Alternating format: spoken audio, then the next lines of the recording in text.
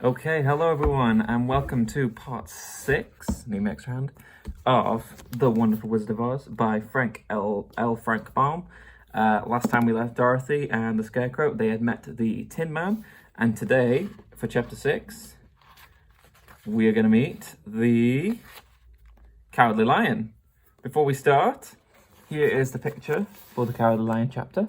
So you've got Dorothy there, you've got the lion, the Scarecrow, Tin Man and Toto. So, yeah, we also learned the Tin Man's very tragic backstory as well, so, yeah. Okay, so without further ado, let's go. Chapter 6, The Cowardly Lion. All this time, Dorothy and her companions had been walking through the thick woods.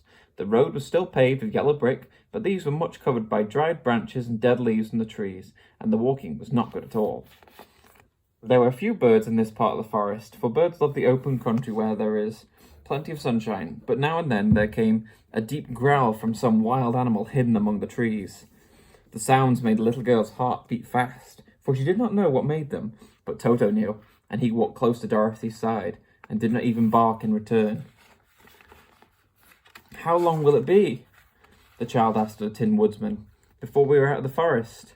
"I cannot tell," was the answer, "for I have never been to the Emerald City, but my father went once, when I was a boy, and he said it was a long journey through a dangerous country. Although nearer to the city where Oz dwells, the country is beautiful. But I am not afraid so long as I have my oil can, and nothing can hurt the Scarecrow, while you bear upon your forehead the mark of the good witch's kiss, and that will protect you from harm." "But Toto," said the girl anxiously, "what will protect him?" "We must protect him ourselves if he is in danger," replied the Tin Woodman.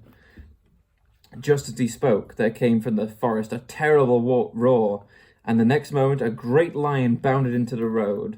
With one blow of his paw, he sent the Scarecrow spinning over and over to the edge of the road, and then he struck at the Tin Woodman with his sharp claws. But, to the lion's surprise, he could make no impression on the tin, although the Woodman fell over in the road and lay still.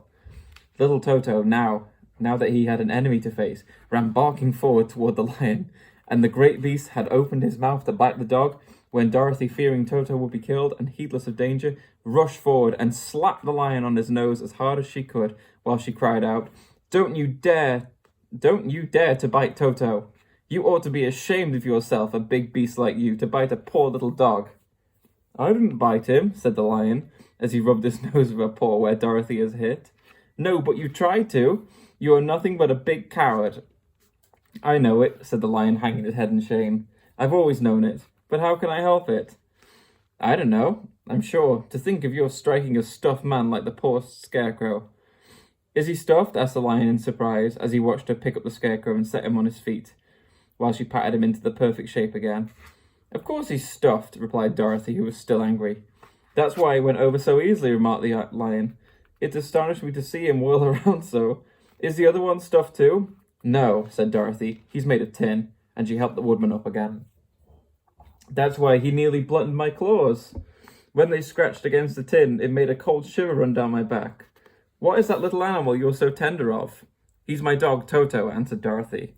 "Is he made of tin or stuffed?" asked the lion. "Neither. He's a meat dog," said the girl. "Oh, he's a curious animal, and he seems remarkably small. Now that I look at him, no one would think of biting such a little thing except a coward like me," continued the lion sadly. "What makes you a coward?" asked Dorothy, looking at the great beast in wonder, for he was as big as a small horse. "It's a mystery," replied the lion. "I suppose I was born that way.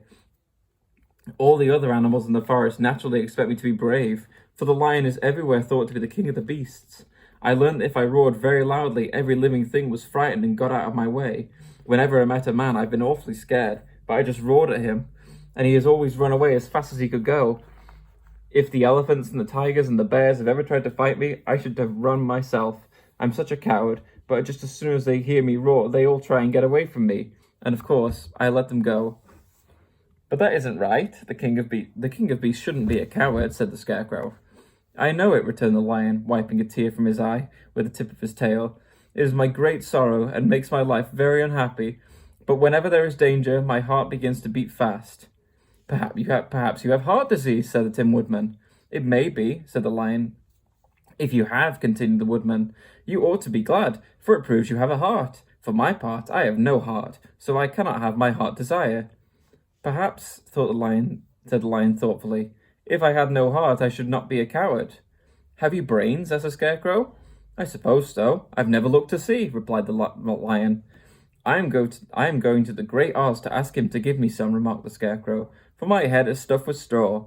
And I am going to ask him to give me a heart, said the Woodman. And I'm going to ask him to send Toto and me back to Kansas, added Dorothy. Do you think Oz could give me courage? Asked the Cowardly Lion. Just as easily as he could give me brains, said the Scarecrow. Or give me a heart, said the Tin Woodman. Or send me back to Kansas, said Dorothy.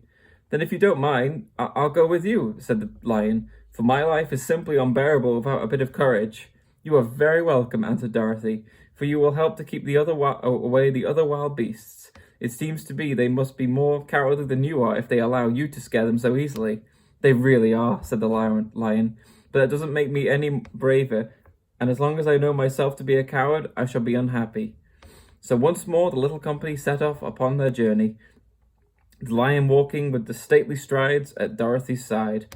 Toto did not approve of this new comrade at first, for he could not forget how nearly he had been crushed between the lion's great jaws. But after a time, he became more at ease, and presently Toto and the Cowardly Lion had grown to become good friends. During the rest of their day, there was no other adventure to mar the peace of their journey. Once indeed, the Tin Woodman stepped upon a beetle that was crawling along the road and killed the poor little thing. This made the Tin Woodman very unhappy, for he was always careful not to hurt any living creature, and as he walked along, he wept several tears of sorrow and regret. These tears ran slowly down his face and over the hinges of his jaw, and there they rusted. When Dorothy presently asked him a question, the Tin Woodman could not open his mouth, for his jaws were rusted tightly together. He became greatly frightened at this, and made many motions to Dorothy to relieve him, but she could not understand. The lion was also puzzled to know what was wrong, but the Scarecrow seized the oil can from Dorothy's basket and oiled the Woodman's jaw, so that after a few moments he could talk as well as before. This will serve me a lesson, said he, to look where I step, for if I should kill another bug or beetle, I should surely cry again, and crying rust my jaw so I cannot speak. Thereafter, he walked very carefully, with his eyes on the road, and when he saw a tiny ant toiling by, he would step over it so as to not harm it. The Tin Woodman knew very well he had no heart, and therefore he took great care never to be cruel or unkind to anything.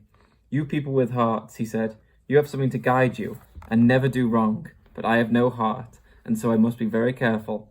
When Oz gives me a heart, of course, I needn't mind so much. Subtext. So much subtext, isn't there? Heart, courage, brains. And what has each of them already got? Very good book. I hope you'll join me for tomorrow for chapter 7, The Journey to the Great Oz. Okay, have a great day. Bye.